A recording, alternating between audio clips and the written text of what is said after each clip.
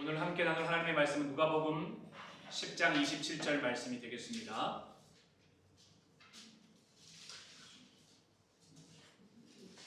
자, 함께 읽습니다. 시작. 대답하여 가로되 내 마음을 다하며 목숨을 다하며 힘을 다하며 뜻을 다하여 주 너의 하나님을 사랑하고 또한 내 이웃을 내 몸과 같이 사랑하라 하였나이다. 아멘. 여러분, 자녀를 잘 키우는 게 뭘까요? 자녀를 잘 키우는 것.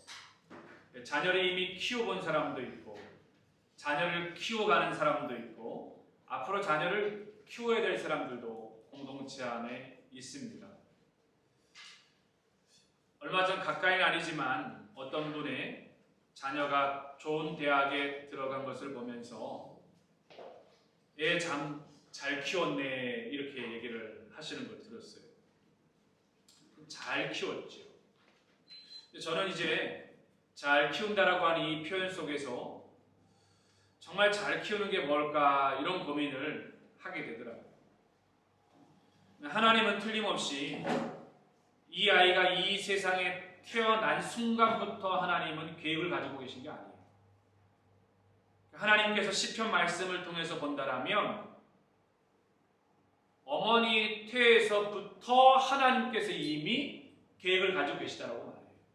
그러니까 하나님의 계획은 이 세상에 어머니의 몸에서부터 나온 다음부터 아이의 계획이 시작되어지는 게 아니라 모태로부터 지은 바 되었다라고 얘기를 한다는 거죠. 그러니까 자녀 교육에 대한 시작의 포인트가 어디냐면 이 세상에서 호흡하는 순간이 아니라 이미 하나님이 어머니 태에서부터 그를 키우고 그를 교육하고 그를 세워나간다는 거예요. 그런 관점으로 본다면 하나님의 계획이 얼마나 중요하고 얼마나 연속적으로 체계적으로 이어지는지를 잘 볼 수 있다는 겁니다. 그래서 요즘 계속해서 고민하는 것 중에 하나가 뭐냐면 저의 기도 제목이기도 해요. 성도를 어떻게 하면 잘 세워갈 수 있을까? 이게 끊임없는 고민인 것 같아요. 성도를 어떻게 하면 잘 세워갈 수 있을까? 우리의 자녀를 어떻게 하면 잘 키워갈 수 있을까? 우리 요셉학교, 다윗, 이삭, 사무엘반뿐만 아니라 대학 청년부들도 어떻게 하면 이들을 잘 세워가고 잘 키워갈 수 있을까? 잘 양육할 수 있을까? 잘 훈련할 수 있을까가 고민이다. 근데 여러분, 어른들뿐만 아니라 자녀들도요, 열매를 통해서 하나님은 확인하셔요. 어른들만 열매를 보는 게 아니라 아이들도 주님은 열매를 보셔요. 애들한테 무슨 열매가 있을까라고 생각하면 안 된다. 애들한테도 애들에 맞는 합당한 열매를 맺도록 키워야 된다. 열매는 어른들만의 전유물이 아니에요. 농사에 대한 깊은 강박관념이 있다 보니까 우리는 다 자라 성인이 되어지고 그런 것만 열매를 맺는 대상이라고 생각하는데 그렇지 않다. 어린아이부터 시작을 해서 우리 교회 학교를 말하면 다윗반은 다윗반에 합당한 열매를 맺을 수 있어요. 사무엘반은 사무엘반에 합당한, 이삭반은 이삭반에 맞는 합당한 열매를 맺을 수 있고 요셉학교와 YCG는 거기에 맞는 합당한 열매를 맺어야 돼요. 그리고 중고등학생들, 대학 청년부, 장년들은 장년들에 맞는 합당한 열매를 맺어야 된다. 지난 금요일 날에 금요예배를 마치고 나가지고 집에 들어갔는데 아내가 이제 얘기를 하나 해주더라고요. 오늘 하준이랑 한국에 있는 선우랑 전화 통화하는 걸 하나 들었어요. 여보 그러더라고요. 무슨 전화 통화를 해요? 이렇게 물어봤어요. 그랬더니 둘이서 우리 코로나가 빨리 끝나고 만나자 그러더라는 거예요. 이제 아이들이 할 수 있는 얘기잖아요. 보고 싶고 하니까. 근데 어떻게 코로나가 끝날 수 있지? 이렇게 된 거예요. 어떻게 하면 코로나가 끝날 수 있지? 그랬더니 한국에 가 있는 선우가 백신을 맞으면 코로나에 안 걸린대. 그랬더니 하준이가 그런데 백신이 뭐야? 이렇게 된 거예요. 백신을 맞으면 낫는다 그러는데 백신이 뭐야? 이렇게 딱 나오니까 저희 아내가 들으면서 수준 차이가 너무 난다. 이게 똑같은 나이인데 하나는 백신을 알고 있고 하나는 백신을 모르고 있고. 그러면서 제가 그 얘기를 들으면서 진짜 수준 차이 난다. 그리고 이제 얘와 대화를 어떻게 이제 계속 이어가나 이렇게 봤더니 하준이가 이런 얘기를 했더니 그런데 우리 엄마가 그러는데 코로나를 이기려면 하나님께 기도를 해야 한대. 그 말이 안 나왔으면 제가 그래 보면 잠을 못 들었을 텐데 그 말이 나와가지고 제가 넘어갔어요. 하나님께 기도를 해야 한대. 근데 그 다음에 더 중요한 말이에요. 그런데 하나님은 어린아이의 기도를 더 잘 들어주신대. 그래가지고 전화통화로 걔네들 둘이서 기도해요. 기도하자. 그래가지고 이게 자랑하려고 그런 게 아니라 그 얘기를 들어보면서 그거 보면서 여러분 아이들이 아이들에 맞는 합당한 열매가 있어요. 근데 우리는 이걸 놓치면 안 돼. 연세 드신 분은 연세 드신 분의 합당한 열매.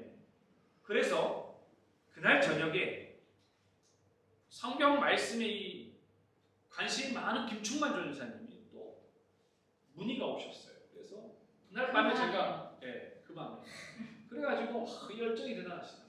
그래서 레위기의 말씀에 대해서 물어보고 이 부분이 해석이 안 되는데 어떻게 하면 될까요? 저는 그걸 보면서 주의 종이 합당한 열매를 맺으려고 애를 쓰는구나. 성경에는 합당한이라는 단어가 많이 나와요. 근데 저는 궁금했어요. 왜 하나님께서 합당한 열매라고 했을까? 그 이야기는 우리 주님이 여러분 한 사람 한 사람에 맞는 열매를 원하신다라는 뜻이에요. 이 합당한 뜻이라는 이 합당하다라는 말 자체를 꺼내는 이유는 어린아이가 어린아이에 합당한 열매가 있는 것처럼 목회자는 목회자에 맞는 합당한 열매를 맺어야 할 것이고 장로는 장로에 맞는 합당한 열매를 맺어야 할 것이고 권사는 권사에 맞는 합당한 열매가 있을 것이고 안수 집사는 교사는 부장은 처마다에 맞는 합당한 열매를 맺어야 한다. 이 아침에 여러분 무거운 책임감이 느껴지는 거죠. 교사는 교사에 또 맞는 합당한 열매. 그럼 이 합당하다라는 단어가 뭐냐? 합당하다는 것은요. 하나님의 원하신 대로라고 합니다. 합당하다. 합당하게 해야 돼요. 특히 레위기에 보면 참 특이하게 하나님께서 대제사장은 대제사장답게 하나님 앞에 제사를 준비해야 되고 족장과 백성과 평민과 그리고 심지어는요 불가촉 천민과 같이 가난하고 힘든 사람은 그들에 맞는 합당한 열매를 맺으라고 얘기를 한다. 그럼 오늘부터 우리는 우리의 예배와 우리의 신앙의 삶이 합당하게 열매 맺기 위해서 준비해야 됩니다. 하나님이 원하시는 대로 열매를 맺어야 됩니다. 또 이 합당하다는 단어의 두 번째 의미는 뭐냐? 하나님의 말씀의 기준에 맞게, 말씀의 기준에 맞게. 성경에는 기준이 있어요. 뭘 보고 해야 되는 거죠? 어떤 원칙대로 해야 되죠? 어떤 방법대로 해야 되는 거죠? 어떤 과정과 절차대로 해야 되는 거죠? 어떤 방법적인 면대로 해야 되는 것이죠? 그런 부분들을 하나하나 합당하게 행해야 됩니다. 한 몇 주간의 온라인 예배로 제가 사실은 굉장히 스트레스를 많이 받았던 것 같아요. 이 스트레스를 받으면 식욕이 감소한다는데 저는 식욕이 늘어. 근데 특별히 이번 주에 저희 교회 이 음향과 방송 이런 것들을 준비하느라고 외부에서 손님이 오셔서 그분들이 새벽 한 2-3시까지 야간 작업을 했어요. 야간 작업을 하는데 그분들이 너무 기쁘게 이 일을 감당해 주는 거예요. 제가 보면서 우리 교회 내 거 있잖아요. 마치 나의 일처럼 그 일을 해주는 거 보면서 제가 깨닫는 바가 참 컸어요. 그 새벽 늦은 시간까지 그 일들을 해주면서.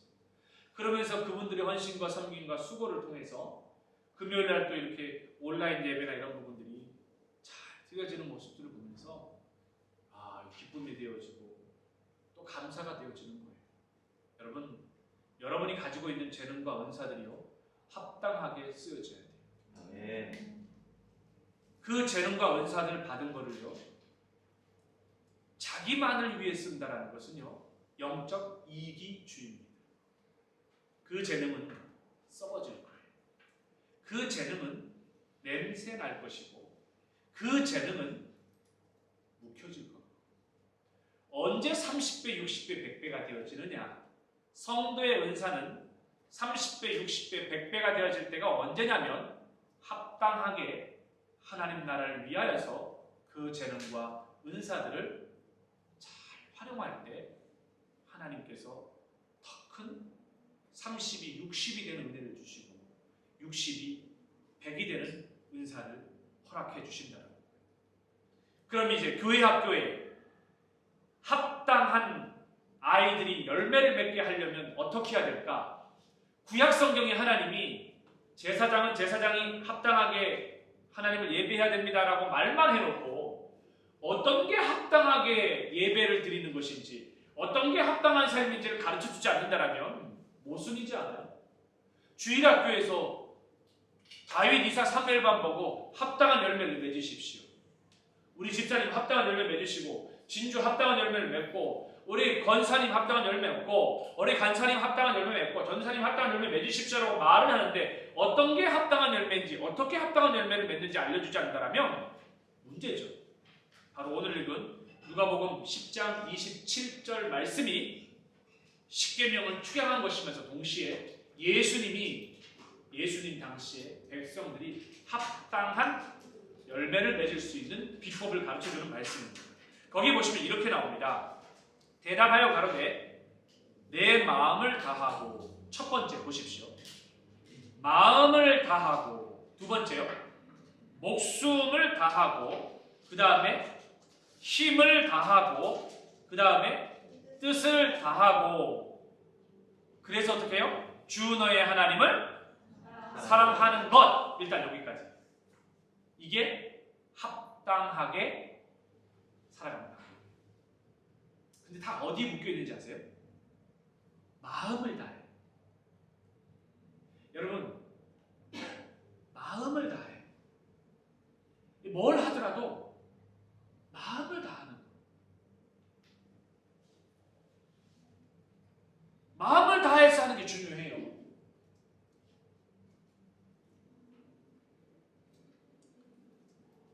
마음을 다하는지 안 다하는지 하나님이 잘 아셔. 이게 반쪽짜리 마음인지 이게 정말 마음을 다하는 건지 아니면 이게 마지못해 하는 다함인지 하나님 아신다.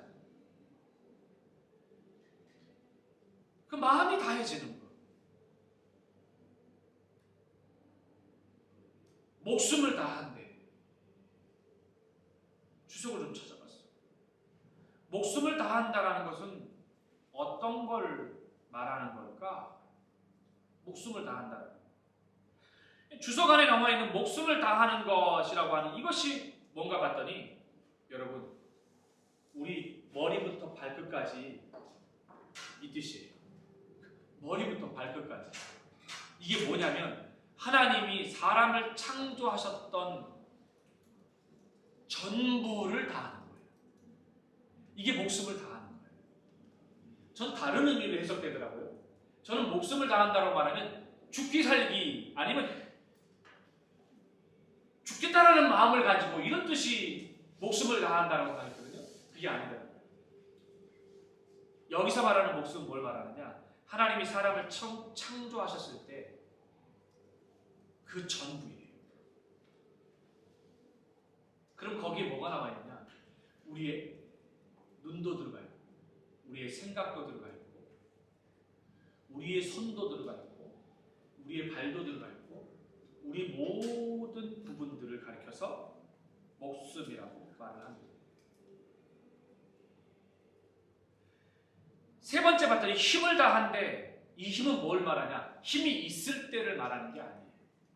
가끔 우리 이런 착각을 해요. 주의 일도 힘이 있을 때 하는 거야.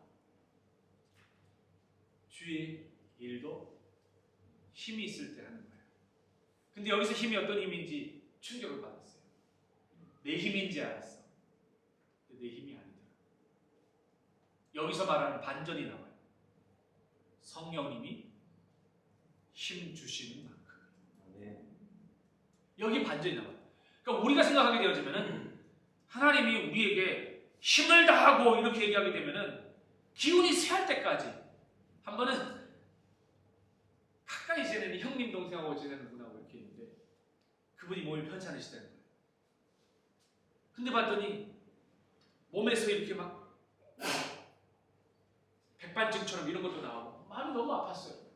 그래서 태국에서 몸에 좋다라고 하는 걸 뭘 좀 구해달라고 그래가지고 그걸 구해서 갖다 드렸어요. 둘이 얘기하다가 이런 얘기를 하는 거예요. 저보고, 동생, 내가 할 말이 있어. 형님, 말씀하세요. 내가 보니 동생이 이렇게 가다가는 골병 들어. 이게 하나님 기뻐하시는 게 아니야. 제가 말을 안 하고 깨닫는 바가 있었어요. 힘을 다한다고 생각하면 젊을 때에 진짜 우리가 가지고 있는 온 힘을 다해서 하잖아요. 근데 지나온 시간들이 이렇게 스쳐간다 보니까 힘을 다하고 한 부분을 봤더니 힘이 아니라 혈기를 다한 게 많더라는 거예요. 이게 사람은 약한 존재여가지고 힘을 다하는 힘을 쓰다 보면 그 힘에 붙이면 마지막 한계로 폭발하는 게 뭐냐면 뭐예요? 혈기가 들어가요. 혈기는 주의 일을 마친다. 그래서 하나님이 처음부터 광야 생활하며 살아가는 사람들, 그분들 여유 있어서 광야 생활하면서 힘을 다해서 주의 일을 하라 그러면 시험들은 혈기로 일했을걸요. 모든 게 고통스러운 여정인데 존재하는 것 자체가 고통스러운 건데 그 존재에다가 힘을 더하라 그러니 열이 나지 않겠어요?